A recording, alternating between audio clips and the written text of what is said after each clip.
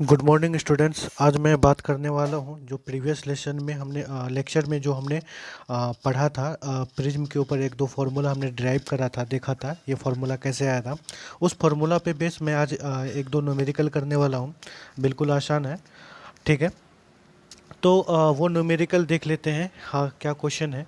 Question है, a ray of light passes through an equilateral prism such that the angle of incidence is equal to angle of emergence and the other is equals to 3/4 of angle of prism। ठीक है। Calculate the angle of deviation. और एक information दे रखा है, refractive index of prism is 1.5। ठीक है। तो हमारे पास क्वेश्चन कैसा है कि एक इक्विलेटरल प्रिज्म है। एक इक्विलेटरल प्रिज्म क्या होता है?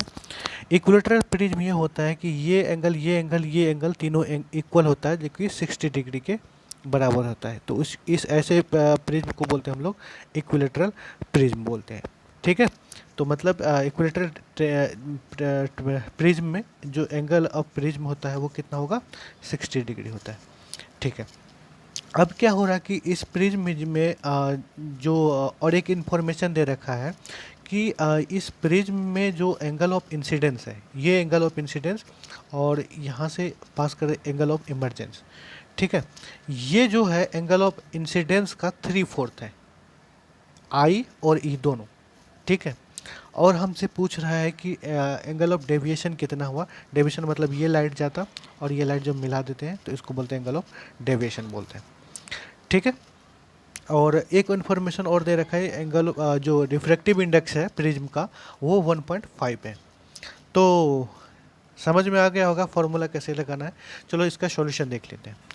सॉल्यूशन देखो, यहाँ पे मैं क्या कर रखा हूँ, एंगल ऑफ प्रिज्म ए जो है वो कितना है? 60 डिग्री हमने कंसीडर कर रखा है। और रिफ्रैक्टिव इंडेक्स जो हम लोग म्यू या फिर एन से भी डिनोट करते हैं, तो उसको हमने 1.5 कंसीडर कर रखा है, जो हमें मतलब कि न्यूमेरिकल में दे रखा है। और आई और ई मतलब इंसिडेंट रे और emergent ray, angle of incident और एंगल ऑफ इमरजेंस। बोला 3/4 है किसका? एंगल ऑफ इंसिडेंस का। तो 3/4 एंगल ऑफ इंसिडेंस मतलब, और तो इसको कैंसिल आउट करो तो ये 45 आ रहा है। ठीक है। और हमसे ये लेमडा पूछ रहा है, मतलब एंगल ऑफ डेविएशन, ये वाला, ये एंगल, इन दोनों के बीच में जो एंगल बन रहा है एंगल ऑफ डेविएशन, ये कितना है? ठीक है। तो हमने पढ़ रखा है lambda equals to I plus E minus A. ठीक है। तो आई कितना है? 45, ई कितना है? 45, और मैं ए कितना है? 60। 90 माइनस 60 इक्वल्स टू 30 डिग्री। ठीक है। तो बहुत ही आसान क्वेश्चन था। ठीक है। तो हम लोग नेक्स्ट क्वेश्चन देखते हैं। क्वेश्चन बोल रहा, a ray of light falls on one face of an equilateral glass prism at 40 degree and emerge from the other face at same angle. The deviation suffered by the ray is। हाँ ठीक है, इसमें भी deviation मांग रहा है। तो आई देखो क्या क्या दे रखा है, इक्विलेटरल प्रिज्म है तो इसमें क्या है, ए इक्वल्स टू 60 डिग्री है ही अपना, I equals to E equals to 40 degree, ये भी डेटा दे रखा है। ठीक है। तो हमसे पूछ रहा है कि डेविएशन कितना हुआ। तो दोनों तो आपको निकल के आ गया है। आप पॉज करके खुद इस क्वेश्चन को बना सकते हो और हमें कमेंट कर सकते हो, कोई दिक्कत नहीं है। व्हाट्सएप पे करो या फिर यूट्यूब पे भी कर सकते हो, कोई दिक्कत नहीं है। ठीक है। तो इसका सॉल्यूशन देख लेते हैं। ठीक है। तो हमारे पास ए कितना आ गया, इक्विलेटरल ट्रायंगल है तो ए कितना हो जाएगा, ये 60 डिग्री हो जाएगा। आई और ई 40 डिग्री दे रखा है, डेविएशन पूछ रहा है, तो हमारा पुटिंग वैल्यू गेटिंग आंसर है आई 40 ई 40 दोनों, और ए 60। तो ये हमारा 20 डिग्री निकल के आ रहा है डेविएशन। ठीक है। बिल्कुल ही आसान क्वेश्चन था, सेम क्वेश्चन था। ठीक है। नेक्स्ट क्वेश्चन की बात करते हैं। देखो यहाँ पे इस क्वेश्चन में हमें क्या दे रखा है, देखो बोल रहा, a ray of light falls on one face of equilateral glass prism at 40 degree and emerges from other face at same angle। वही क्वेश्चन हो गया क्या? हाँ। द डेविएशन हाँ, उसी क्वेश्चन में जो क्वेश्चन है सेम क्वेश्चन में एक चीज़ और है कि अगर आपको ना रिफ्रैक्टिव इंडेक्स निकालना है प्रिज्म का ये जो प्रिज्म है, ग्लास प्रिज्म जनरली 1.5 ही होता है। अगर नहीं दिया न्यूमेरिकल में, समझ में नहीं आ रहा था, तो जनरली ग्लास का जो रिफ्रैक्टिव इंडेक्स 1.5 होता है, क्योंकि ग्लास का ये बना है तो ये 1.5 होता है। अगर नहीं पता है तो कुछ होता है ग्लास का अलग अलग डेंसिटी का जो भी है, तो उसका रिफ्रैक्टिव इंडेक्स भी अलग अलग होगा। तो उसके लिए फॉर्मूला हमारे पास क्या है कि देखो, रिफ्रैक्टिव इंडेक्स इक्वल टू होता है, रिफ्रैक्टिव इंडेक्स देखो, रिफ्रैक्टिव इंडेक्स क्या होता है, velocity in first medium divide by से कुछ होता है sine I upon sine r, जो भी था ऐसे कुछ था, ठीक है, साइन आई आई सपन आई। तो इसको हमने क्या कर रखा था, ये क्या है, तो इसको हमने म्यू से डिनोट करते थे, वेलोसिटी जो भी था अलग अलग कंपैरिजन में, तो हम लोग इसको म्यू से डिनोट करते थे। तो हम लोग म्यू इक्वल टू लिखते थे sine I upon sine r, ठीक है। तो हमने वही करा है यहाँ पे, mu equal to sine I upon sine r. तो साइन आई में आई का जो यहाँ पे जो आई का जो वैल्यू निकल कर है ए प्लस लेमडा अपॉन 2। ए क्या है, ये ए है एंगल ऑफ प्रिज्म, लेमडा क्या है, नहीं लेमडा नहीं, डेल है ये, डेल कितना है ये वाला डेविएशन एंगल, और उसको डिवाइड कर दो 2 से, ठीक है। और आपका साइन आर कितना हो जाएगा, ए अपॉन 2, ठीक है। तो इसका मैं डेरिवेशन नहीं बता सकता क्योंकि आपको आगे की क्लास में मिलेगा, तो मैं बस शॉर्टकट में कर रहा हूँ। तो बस ये फॉर्मूला आपको याद रख लेना प्रिज्म का रिफ्रैक्टिव इंडेक्स निकालने के लिए। ए क्या है, ये एंगल ऑफ प्रिज्म है, डेल्टा क्या है, डेविएशन है, और उसको 2 से डिवाइड कर दो। फिर उसी में आर का वैल्यू ए अपॉन 2 है, ठीक है। तो उसी फार्मूले में ये जो हमारा डेटा निकल के आया है, डेविएशन निकल के आया, ये पता है हमें। तो और तो क्या करा हमने, इसका प्रिज्म का जो रिफ्रैक्टिव इंडेक्स है वो हमें कैलकुलेट करना है। तो हमने क्या करा, ए के जगह में कितना पुट करा, 60, जो हमारा यहाँ पे दे रखा है, ठीक है, ये 60 दे रखा है, हमने यहाँ पे 60 पुट करा। और डेल्टा कितना आ रहा है, 20 डिग्री, 20 पुट करा डिवाइड बाई 2। ए कितना है, 60, यहाँ पे 60 पुट करा और 2, ठीक है। तो 60 प्लस 20 कितना हो गया, 60 प्लस 20 80 डिवाइड बाई 2 40 डिग्री, और ये हो गया 30 डिग्री। साइन 40 अपॉन 30 को जब डिवाइड करोगे तो 1/2। ऐसा न्यूमेरिकल आता नहीं है क्योंकि शायद आप लोग इन्वर्स ट्रिग्नोमेट्री फंक्शन नहीं पढ़े होंगे, इसलिए मैं स्नेल्स लॉ में भी ज़्यादा आपको ना नहीं बताया कि कैसे न्यूमेरिकल सॉल्व करते हैं, ठीक है। ठीक है, क्योंकि इन्वर्स ट्रिग्नोमेट्री फंक्शन शायद 11th का टॉपिक है, 11th में सीधा मिलेगा आपको, 10th में नहीं है। आई होप आप लोग पढ़े हो तो अच्छी बात है, तो फिर आपको कुछ ज़्यादा ही समझ में आएगा। तो वैसे कोई ज़रूरी नहीं है, तो ऐसे न्यूमेरिकल्स पूछता भी नहीं जनरली, ठीक है, कोई बात नहीं, आया तो ठीक है, ठीक है। तो हम लोग देखते हैं नेक्स्ट क्वेश्चन। ये आपका होमवर्क है, देखो कह रहा है कि एक प्रिज्म है जो कि एयर में है, और it is found at angle, हाँ एंगल ऑफ इंसिडेंस जो है वो हमें दे रखा है 60 डिग्री दे रखा है, ठीक है। और दूसरा दे रखा है angle of prism A lambda और इमरजेंस रे जो है इक्वल है, मतलब ए भी इक्वल है, और deviation, angle of prism, angle of deviation और एंगल ऑफ इमरजेंस, ये तीनों इक्वल दे रखा है। तो हमें पूछ रहा है कि रिफ्रैक्टिव इंडेक्स कितना होगा, ठीक है। तो आई पता है, और फॉर्मूला से आप लोग इसका वैल्यू निकाल सकते हो, ठीक है। आई और ए आ गया और डेल भी आ गया जो है, तो आप म्यू निकाल सकते हो पिछले वाले फॉर्मूला में। पुटिंग वैल्यू गेटिंग आंसर है, कुछ नहीं है, ठीक है। तो ये इसका आंसर आप लोग कमेंट करो व्हाट्सएप पे या फिर यूट्यूब पे, कहीं पे भी आप कमेंट कर सकते हो, ठीक है। तो नेक्स्ट देखते हैं हमारा, एक चीज़ और है कि ये एंगल ऑफ डेविएशन ये पूछता है किन किन फैक्टर्स पे डिपेंड करता है, ठीक है, इसको देख लेते हैं। देखो एंगल ऑफ डेविएशन, डेविएशन क्यों हो रहा था, डेविएशन इसलिए हो रहा था जब लाइट रे रेयर मीडियम से डेंसर मीडियम में होकर इस तरह से पास कर रही थी, ठीक है, और फिर वो फिर से रेयर अर्थ मीडियम में चलेगी, तो इस वजह से डेविएशन हुआ। तो ये डेविएशन किन किन फैक्टर्स पे डिपेंड करती है उसको हम लोग देखते हैं। तो angle of deviation depends on refractive index. Refractive index का मतलब क्या हुआ? रिफ्रैक्टिव इंडेक्स का मतलब ये हुआ कि लाइट का जो स्पीड है, जो लाइट का स्पीड है एयर और वैक्यूम के कंपैरिजन में वो कितना गुना स्लो है। सपोज करो कि जो हमें पढ़ रखा है कि रिफ्रैक्टिव इंडेक्स ऑफ एयर और वैक्यूम वो 1 होता है, ठीक है। और देख जैसे कि वाटर हो गया, वाटर का रिफ्रैक्टिव इंडेक्स 1.3, ग्लास का 1.5। इसका मतलब ये हुआ कि एयर के कंपैरिजन में वाटर में जो लाइट का स्पीड है 1.3 टाइम कम है, स्लो है, क्योंकि सबसे ज़्यादा लाइट का स्पीड कहाँ होता है? वैक्यूम में होता है।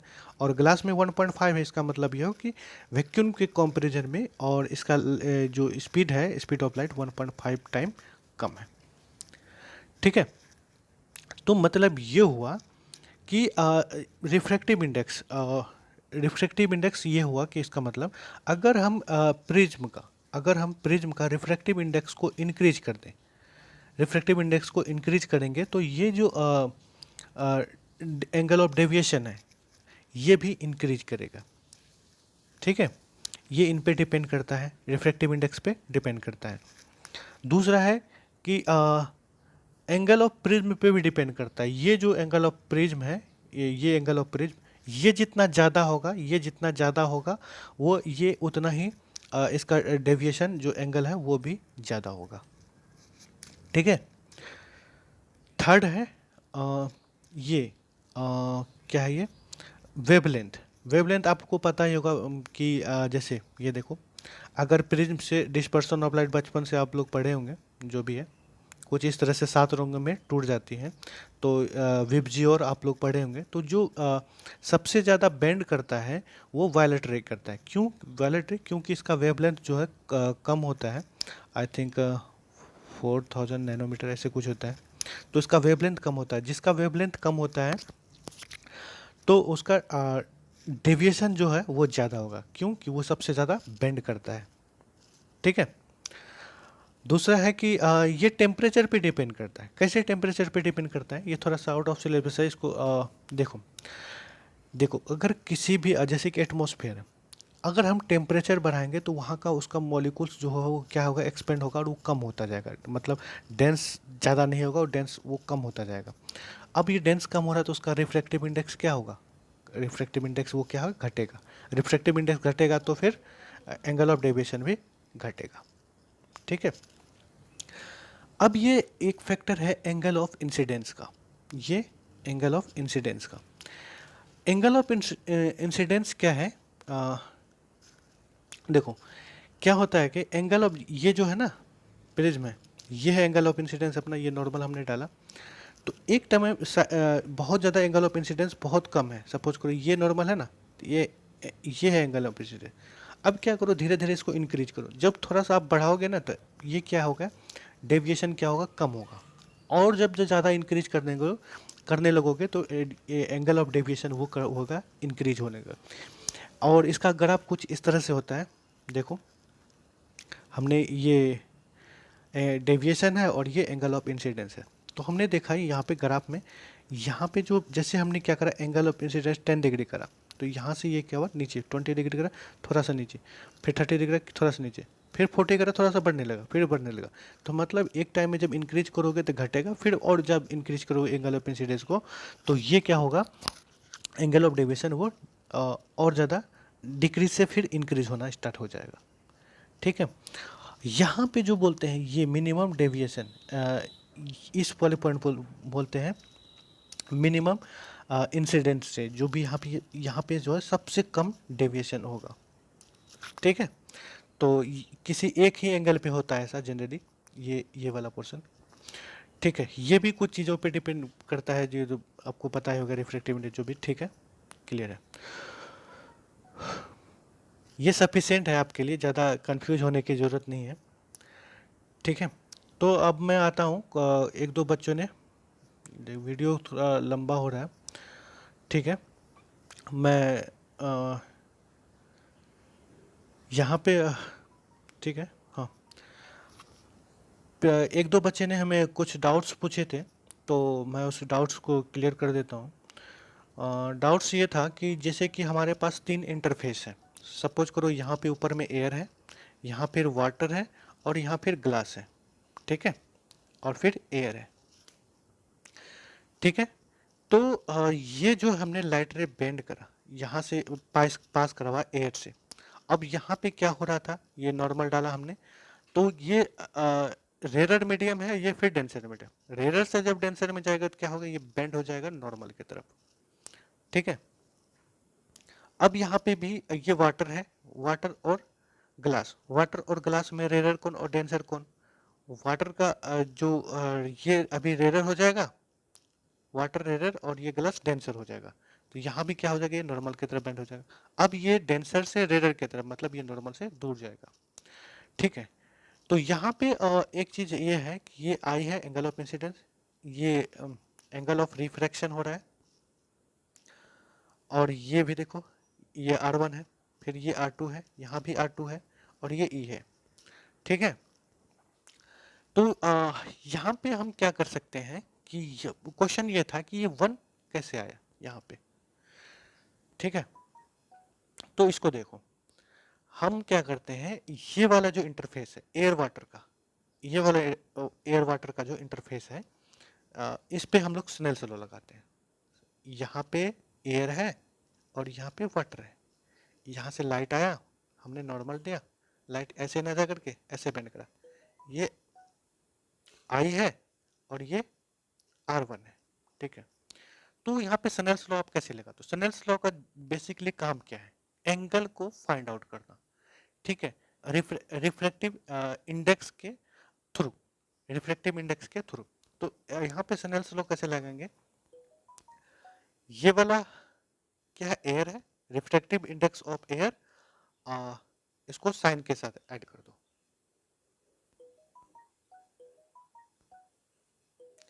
हाँ, तो reflective index of air with ये वाला एंगल, फिर उसको एयर वाटर में रिफ्लेक्टिव इंडेक्स ऑफ वाटर, फिर ये वाला एंगल, ठीक है, इसको ऐड कर दो। अब यहाँ पे हमने क्या करा, इसको थोड़ा सा और अच्छे से कर दिया, आई अपन R1, तो ये क्या हो जाएगा, W अपन A, ठीक है, ऐसा हो जाएगा, हमने इसको इक्वेशन 1 मान लिया। अब यहाँ पे भी हमने इसके लिए वाटर और ग्लास इंटरफेस के लिए निकाल रहे हैं ये, अब ये कितना है एंगल, R1 है, और ये R2 है, तो हमने यहाँ पे क्या है, रिफ्लेक्टिव इंडेक्स ऑफ वाटर और ये वाला एंगल R1, और रिफ्लेक्टिव इंडेक्स ऑफ ग्लास ये वाला एंगल R2, ठीक है, ठीक है। तो हमने क्या करा, यहाँ पे इसको शिफ्ट कर दिया, R1 अपॉन R2, तो ये हो गया। देखो ये चीज को ना, ये वाली चीज है, ये वाला, इसको आप क्या करते, ऐसे लिखते हो, reflective index of water with respect to air, ऐसे कुछ लिखते हैं, ठीक है, ऐसे कुछ लिखते हैं, ठीक है। तो वही चीज को हम ऐसे भी लिख सकते हैं, ऐसे, वही वही मीनिंग होता है, ठीक है। तो हमने क्या करा, इस तरह से अलग अलग इंटरफेस के लिए हमने सारे का निकाल लिया यहाँ पे, ठीक है। अब हम ये तीनों इक्वेशन को क्या करा, कंबाइन करा, तो ये क्या हो रहा है, यहाँ पे सब एक दूसरे से कैंसिल आउट हो रहा है, इक्वल्स टू 1 हो रहा है, ठीक है। और यहाँ पे हमें पता चलेगा 1 हो गया, तो यहाँ भी देखो ये R1 R2 R1 R1 ये है, तो I अपॉन E हो रहा है, तो मतलब ये angle of incidence equals to angle of emergence, ऐसे हो रहा है। एक चीज और है, एक चीज और है, ये अगर एंगल ऑफ इंसिडेंस है यहाँ, अरे ये देखो एंगल ऑफ इंसिडेंस है, अब देखो ये एंगल ऑफ इंसिडेंस, ये अगर इंटरफेस नहीं होता वाटर ग्लास का जो भी है, तो ये लाइट रे ऐसे पास करता, ये क्या हो रहा है, बेंडिंग की वजह से ये हो रहा है, इसको बोलते हैं हम लोग लेटरल डिस्प्लेसमेंट। जब ऐसा होता है ना, तो जनरली क्या होता है, इंसिडेंट रे इमरजेंस रे का बराबर होता है, ठीक है, तो इसलिए भी 1 होता है जनरली, इसको शॉर्टकट ट्रिक है, ठीक है। लेटरल डिस्प्लेसमेंट जब भी होता है तो ये 1 हो जाता है, ठीक है, दोनों एंगल बराबर होता है एक्चुअल में, आई इक्वल टू ई हो जाता है, ठीक है। तो आई होप क्लियर हो गया होगा। तो एक चीज और है यहाँ पे, ये जो लेटरल डिस्प्लेसमेंट है ना, ये जो लेटरल डिस्प्लेसमेंट है, क्योंकि एक्चुअल पाथ से ये कितना ज़्यादा डेविएट हुआ, तो ये जो डिस्प्लेस हुआ है इसको बोलते हैं लेटरल डिस्प्लेसमेंट। ये कुछ फैक्टर्स पे डिपेंड करता है। आप लोग पहले भी मैं वीडियो लिंक जो सेंड करा था उसमें दे रखा था लेटरल डिस्प्लेसमेंट का। तो ये जो डिपेंड करता है किस किन किन चीज़ों पे डिपेंड करता है, रिफ्रैक्टिव इंडेक्स पे डिपेंड करता है, एंगल ऑफ इंसिडेंस पे डिपेंड करता है, टेम्परेचर पे डिपेंड करेगा। तो वही सेम चीज़ें हैं, तो आपको समझ में आ गया। एक बच्चे ने डाउट्स पूछा कि सर ये जो वाटर है, अगर हम खाली गिलास को ऐसे पेंसिल में रखें तो ये हमें कुछ नहीं दिखता। अगर हमने वाटर में अगर इस पेंसिल को इमर्ज कर दिया तो पेंसिल ना हमें कुछ ब्रोकन मतलब टूटा हुआ दिखाई पड़ता। ऐसा क्यों? आपको समझ में आ गया क्योंकि यहाँ से हम लोग जब देखते हैं, सपोज करो, तो जनरली क्या होता है जब लाइट, ये तो रेयर मीडियम है, एयर है, और ये ग्लास है, और फिर वाटर है, फिर क्या हो जाएगा? सेम क्वेश्चन है, वैसा ही है, इसीलिए मैं दोनों को एक साथ कर दिया हूँ, क्योंकि वो क्या हो रहा है, डिस्प्लेस कर रहा है। अभी आपने ये वाला जो डायग्राम देखा था, सेम वैसे ही हो रहा है एक्चुअल में। ठीक है, तो इस वजह से हमें वो बैंड दिख रहा है। क्यों हो रहा है? क्योंकि वो रिफ्रैक्टिव इंडेक्स के वजह से हो रहा है। ठीक है, अभी आपने देखा ही कि लाइट कैसे एक मीडियम से, देखो यहाँ से अब जब देखोगे तो क्या हो जाएगा, लाइट यहाँ पे ये रेडर है, फिर ये डेंसर है, फिर क्या हो जाएगा, ये थोड़ा सा क्या हो बेंड होगा, अब ये फिर डेंसर है, फिर ये रेडर है, फिर थोड़ा सा अवे, तो ये कुछ आपको टूटा हुआ से दिखाई पड़ेगा ऐसा। ठीक है, और एक और एक्सपेरिमेंट आप कर सकते हो घर पे। देखो ये एक खाली गिलास लो, गिलास कांच का, पीछे एक आपने कोई दीवार पे या फिर बोर्ड पे आप एक एरो बना दो इस तरह से। अब क्या करो, अब गिलास में यहाँ से पानी डालना स्टार्ट करो, क्या होगा, ये जो एरो का डायरेक्शन है ना वो चेंज हो जाएगा। ठीक है, ये ऐसा इसलिए हो रहा है, ये रिफ्रैक्टिव इंडेक्स की वजह से हो रहा है। ठीक है, तो आई होप ये वीडियो काफ़ी लेंदी हो चुका है, अपलोड करने में काफ़ी ज़्यादा मुझे प्रॉब्लम होने वाला है, तो खैर कोई बात नहीं। तो मिलते हैं हम लोग नेक्स्ट वीडियो में। प्लीज़ पे कुछ और टाइप्स के न्यूमेरिकल कई बार कॉम्पिटिटिव एग्जाम वगैरह में पूछे जाते हैं, तो मैं उसको नेक्स्ट क्लास में डिस्कस करूँगा। फिर हम लोग कुछ कुछ और भी जो इंटरेस्टिंग टॉपिक्स हैं उसको हम लोग डिस्कस करेंगे नेक्स्ट वीडियो में। ठीक है, मिलते हैं हम लोग, तब तक बाय।